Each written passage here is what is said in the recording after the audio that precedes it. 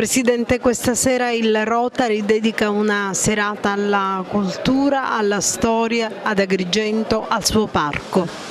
Il Rotary di Agrigento si vuole aprire alla gente. Giorni fa, come voi sapete, abbiamo fatto una grande manifestazione in piazza ad Agrigento per bambini della città che sono rimasti qui, che non sono andati in gita, diciamo così, e oggi invece ci apriamo alla cultura e tre bravissime archeologhe del parco archeologico spiegheranno quello che succede all'interno della valle, gli scavi, compreso il teatro e tutte le cose meravigliose che hanno scoperto nell'ultimo periodo.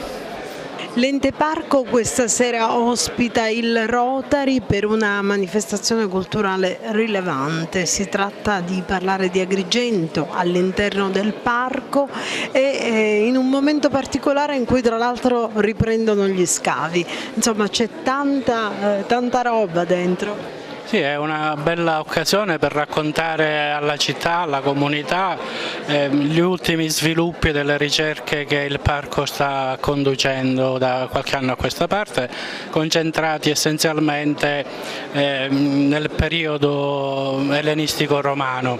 E quindi verranno illustrati gli scavi che alcuni sono già partiti da oggi, altri partiranno nei prossimi giorni e che riguardano il Tempio Romano, il Teatro Ellenistico e la quarta insula del quartiere ellenistico romano. Quindi è un'area, diciamo, centrale dell'antica Acragas e Agrigentum che stiamo cercando di mettere alla luce per ampliare l'offerta.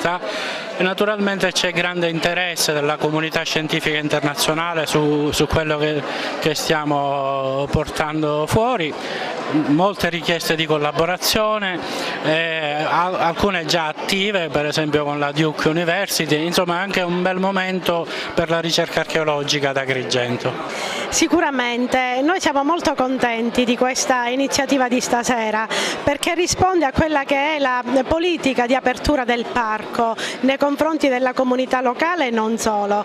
Questa sera presenteremo i risultati degli scavi che stiamo conducendo sia al teatro che nel quartiere ellenistico romano che nell'area del santuario ellenistico romano.